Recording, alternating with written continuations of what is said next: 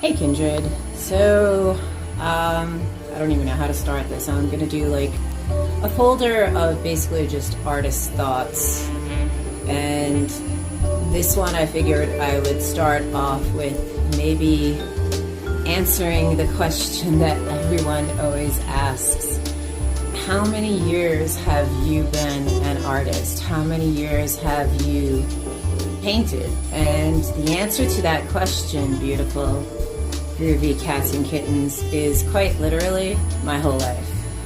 As soon as I could crawl, I started coloring on the inside of my closet walls, so let's figure somewhat around like probably 2.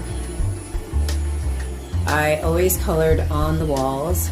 That was just my groove.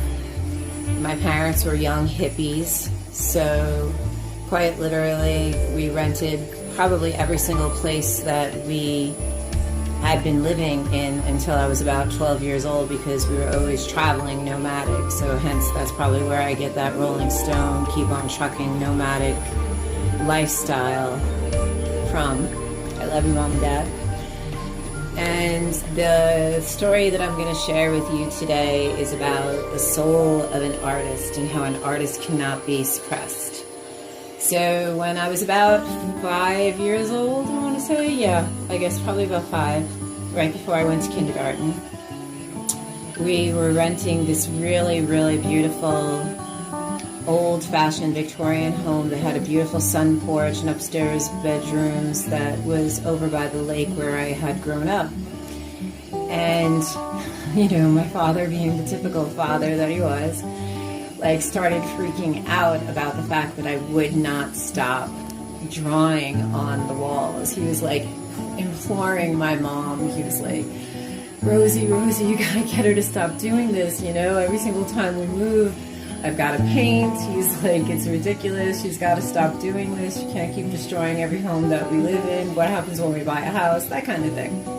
So my mother, being the intelligent mom that she did, took all the pens and the pencils and the crayons and markers and whatever it is that I had that I would use to color on the walls, if you will, and put them all up on top of the refrigerator. So hence why I'm doing this up on top like view today of this artwork, because I remember standing like a small child in the kitchen looking up on top of the refrigerator with a longing in my soul. I was just, oh God, if I could just climb up there. And of course, you know, I did what any intelligent 5-year-old did. I went and got a chair and I pulled it over to the refrigerator and I tried really, really hard. And of course, my fingers were just out of reach, probably like maybe a foot out of reach, right? I'm like 5. I don't even think I probably got up to the freezer, but I was just like, oh my God, they're so far away. They're so far away. I just need them. I just need them. Just a pencil, a crayon, if you will, anything, right? So, as I was saying, the call of an artist, the soul of an artist, the desire to create. I think it was kindergarten, probably, yeah. We had gotten treats, and one of the treats that we had gotten in our kindergarten goodie that day, you could definitely tell this was like the 70s before they really started with healthy snacks, was, I guess it was somebody's birthday or something. I don't quite recall that part. I just remember we had gotten goodies, and one of the goodies was a Tootsie Roll, like a couple of Tootsie Rolls.